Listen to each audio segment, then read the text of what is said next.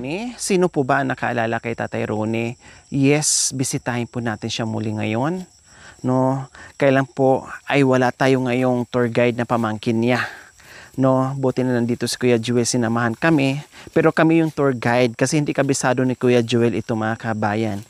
No, hindi pa siya dito nakapunta. Ang sa amin lang, na kahit papaano may mag-translate mamaya at may magbuhat sa mga dala-dala namin kahit kami na ang mag-tour guide sa kanya.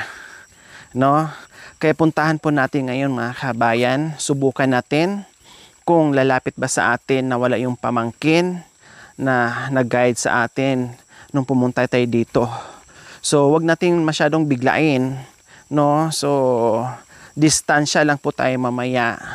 I-approach natin siya kung tayo ay patuloyin na wala dito yung kanyang pamangkin na hindi natin kasama. Alam niyo po, at alam ko naman na nakikita niyo kung gaano yung sitwasyon ni Tatay Roni dito mga kabayan. Kawawa. Survival po talaga yung ginagawa niya dito. As in, no, kinatakutan ng mga tao, baka mamana, no, sinasabihang siraulo. Dahil sa sipag niya at syaga dito sa kabundukan, nabuhay siya ng ilang dekada dito. Survival yung kanyang ginagawa. O di ba po, ilang dekada na hindi po bumaba ng baryo or bayan po mga kabayan.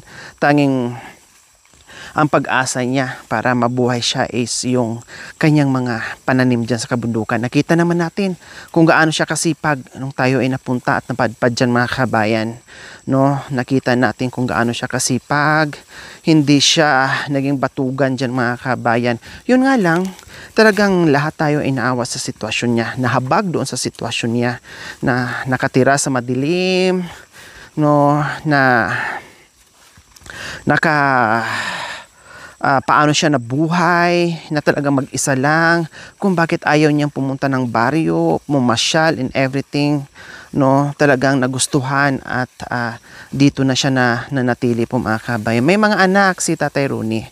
Yes, may mga anak po siya, no, sa katunayan nakausap po natin yung bunso niyang anak. Kailang iba yung salita ng kanyang bunsong anak mga kabayan, no, siraulo daw, bagtit daw yung kanyang tatay or namamana daw. Pero imagine, kami unat pa, 'di ba? Takot daw sa unat or galit sa unat. Pero first time namin. Pero bakit ang ganda ng pakikitungo ni tatay sa amin at ang ganda ng kanyang tanggap sa amin.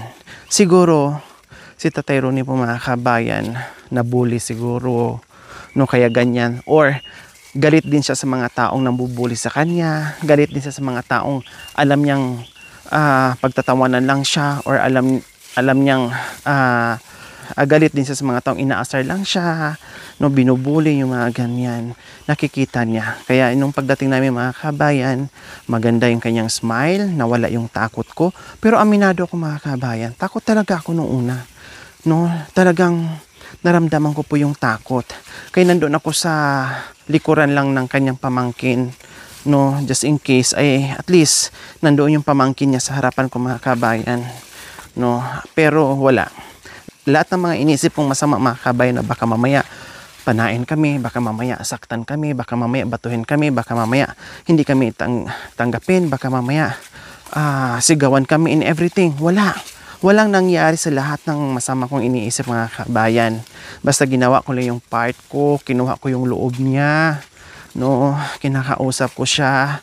Pero awa ng Diyos mga kabayan, nagiging panatag yung aming pagtatagpo, nagiging okay yung aming pagtatagpo mga kabayan. Kaya ngayon ay hudyat na para bisitahin po natin siya muli. Siyempre maraming naawa, paano yung tulugan niya, bakit natutulog dyan sa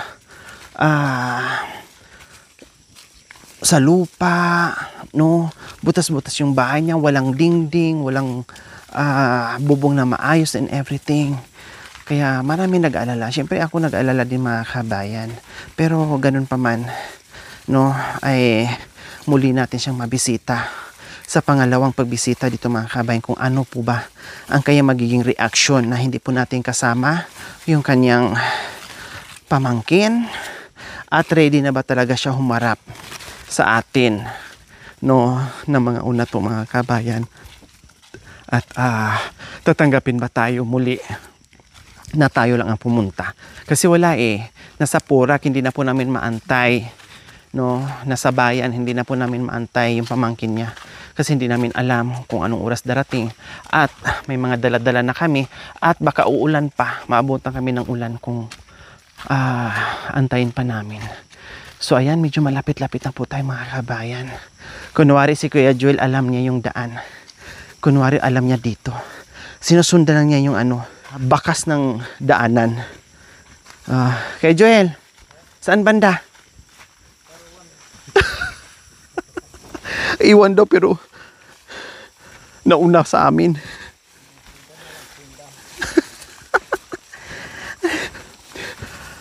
Mamaya doon na tayo daan kay Kuya Ramon ha. O doon na tayo. Tagos na tayo doon sa niya, taniman. Manguha tayo ng saging.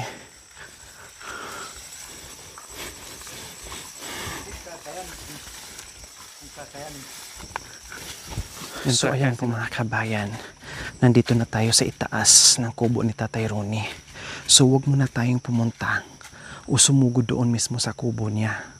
Dito pa lang sa itaas, tawagin na po natin siya kung nandiyan siya or welcome ba tayo. Kasi mahalata naman natin yan sa facial expression niya, no, kung welcome tayo o hindi. No, so dito tayo ngayon sa itaas at nandiyan na yung kubo. Tawagin natin siya kung nandiyan si Tatay Ronnie.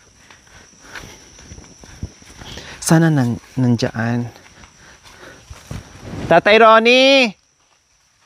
Tatay Ronnie! Tay! Tatay Ronnie! Mahina pala ang pandinig ni Tatay Ronnie. Paano pala tayo marinig? Mahina pala ang pandinig niya. Mahina ang pandinig niya. Minsan nga kinakalabit siya. Iwan ko kung anong nangyari sa niya. Siguro nga mga kabayan, no? Tama, sa gutom, no? Kasi number 1 din po mga kabayan, nakakabingi yung gutom-gutom mga kabayan, yung nalilipasan ng kain, di ba? Nalilipasan mga kabayan. Tatay Ronnie! Tatay Ronnie! So, forward tayo. Kasi hindi pala tayo maririnig, kasi may diferensya yung tainga ni Tatay Ronnie. Silipin muna natin, huwag muna tayong bigla-bigla para hindi siya mabigla rin. So, Tatay Ronnie! Wala talaga. Walang walang sumasagot. Baka nandoon sa taniman niya. Wala. Wala siya.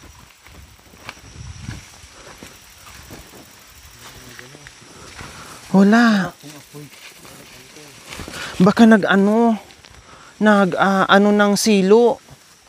Diyos ko mga kabayan, wala si Tatay Ronnie. Nako.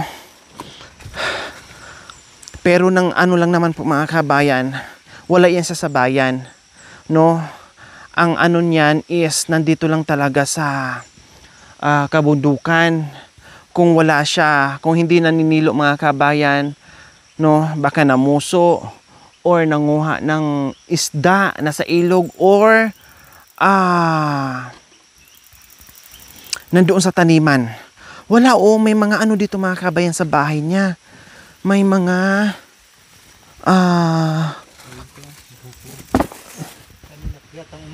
nandito yung anak ni Tatay Ronnie na panganay. Nasaan si tatay mo? Ronald, nasaan si tatay mo, Ronald? Pero may bagong mga kabayan, Ayan, may bagong kuha ng mga dahon ng saging. So, ibig sabihin, ito yung sinapin niya dyan mga kabayan. Pag natulog dito si Tatay Ronnie, ito yung mga sinasapin niya. At dito lang siya sa puno mismo. Ayan. So, mainit pa? Nandyan lang yan siya. Kung hindi nanguha ng isda, nasa taniman niya o baka nag-igib.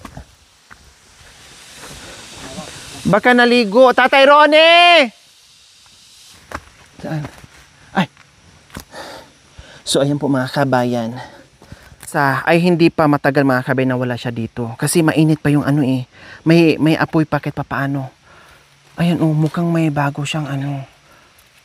Ano to? Ano tong pagkain niya? Tingnan natin. Ah, may kanin. May kanin siya mga kabayan. O diba, kasi nga nabigyan natin ng ayuda. May kanin siya, kapag saing siya, mukhang bago siyang kain. Ito kaya, ano kaya to? Ano kayang ulam niya? Ano to? Ay, wow! Sitaw! Sitaw na may noodles. Sitaw na may noodles mga kabayan ang ulam niya. So, ibig sabihin, kumain siya kanina bago umalis mga kabayan at nagtira pa siya ng matanghalian niya mamaya. Nasaan kaya niya nilagay yung mga grocery? Yung mga grocery siguro. Ito, ano yun? Yung mga grocery siguro nandiyan lang. No? Pati yung bigas. Nandiyan lang siguro kasi ito dahon na oh. Nasaan kaya nilagay yung bigas? Baka nandito lang din mga kabayan. No, ito, marami siyang mga abubot-abubot dito mga kabayan.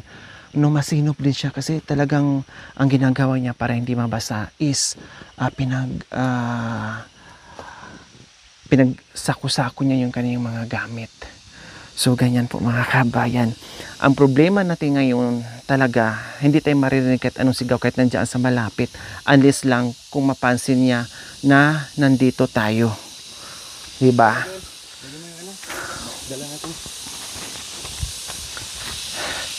Kuya Ronnie!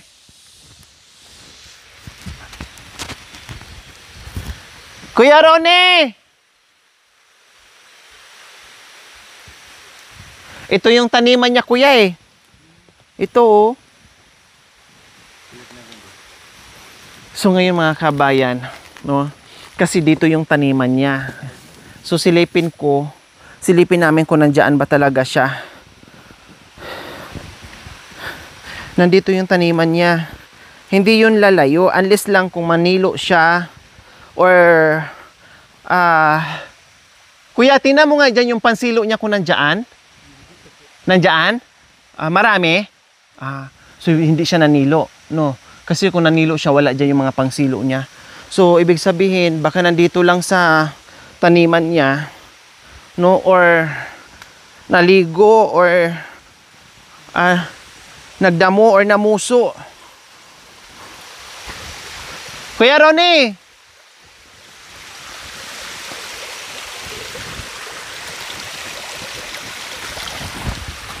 So dito yung taniman niya mga kabayan. Mukhang nandito siya mga kabayan. Kasi ayan oh, may bakas. Parang nandito siya kasi may bakas.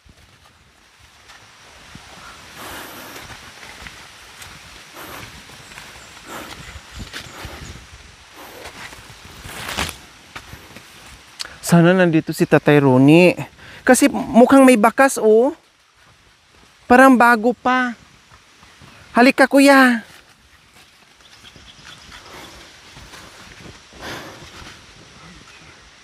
Parang may bagong bakas ng ano eh.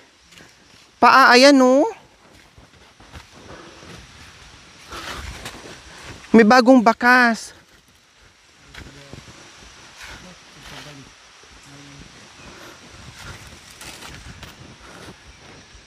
Tatay Ronnie!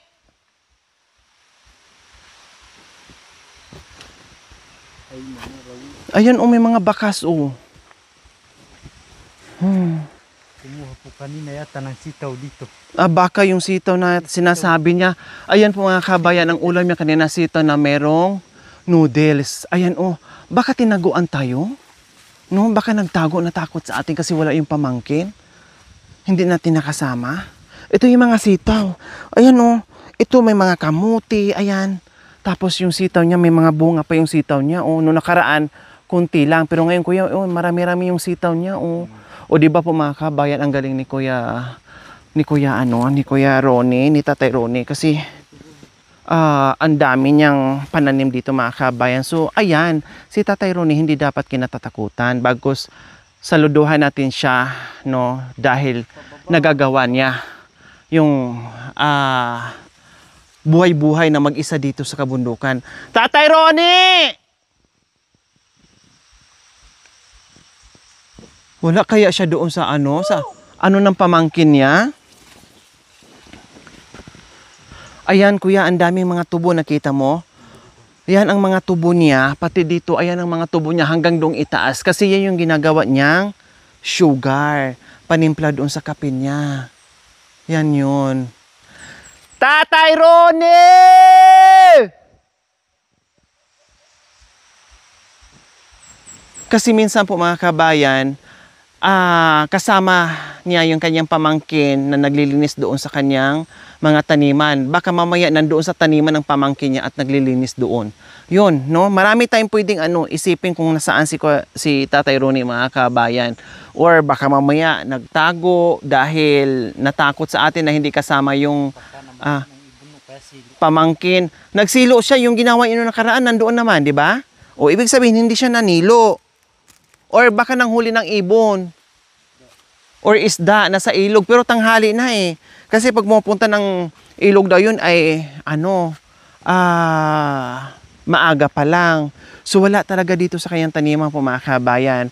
So siyempre, wala tayong Diyos mga kabayan. Titinan natin, mag-aantay tayo ng ilang oras po mga kabayan. Baka uwi din. No? Kasi nandito na tayo, malayo na ito mga kabayan eh. Kaya antay-antayin na lang natin siya. Tatay Ronnie! Tatay Ronnie! No more. No more talaga. O di ba? Kasi wala ka rin pwedeng matanungan dahil walang kapitbahay, mag-isa lang dito, naguhulaan tayo ngayon kung nasaan si Tatay Ronnie. Joel, pera mo ito.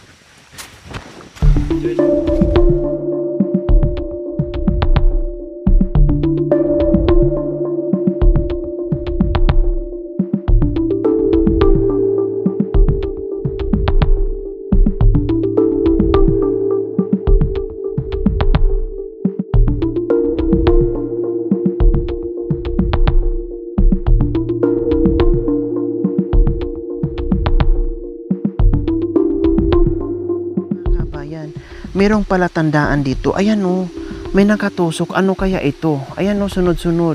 Ayan, tapos meron din dito mga kabayan. Ayan, meron dyan.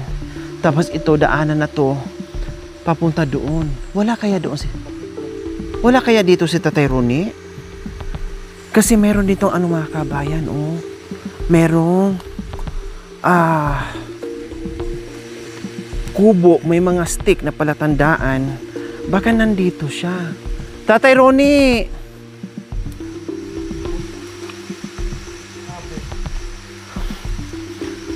May bakas! Tatay Ronnie!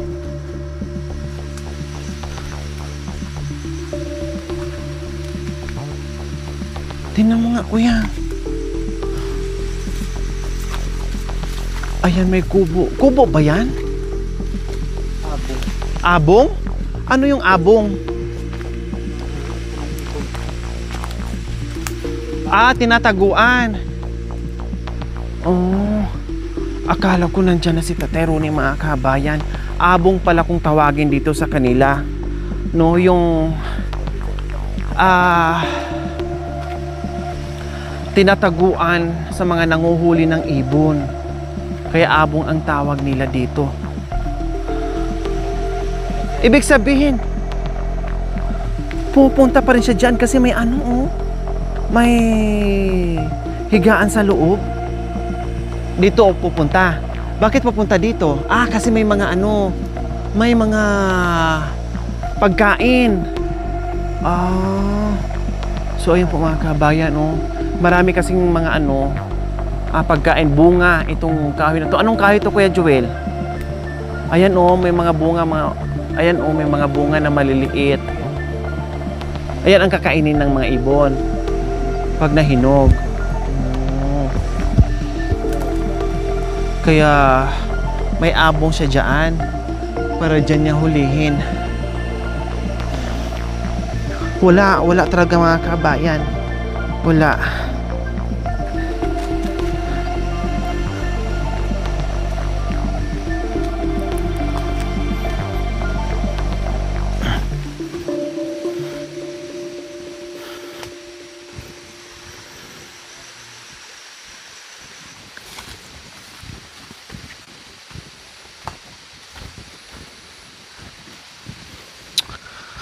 Ay, Diyos ko, big problem.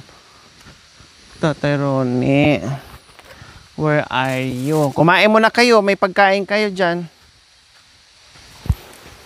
Haba nag-aantay tayo ni Kuya Ronnie.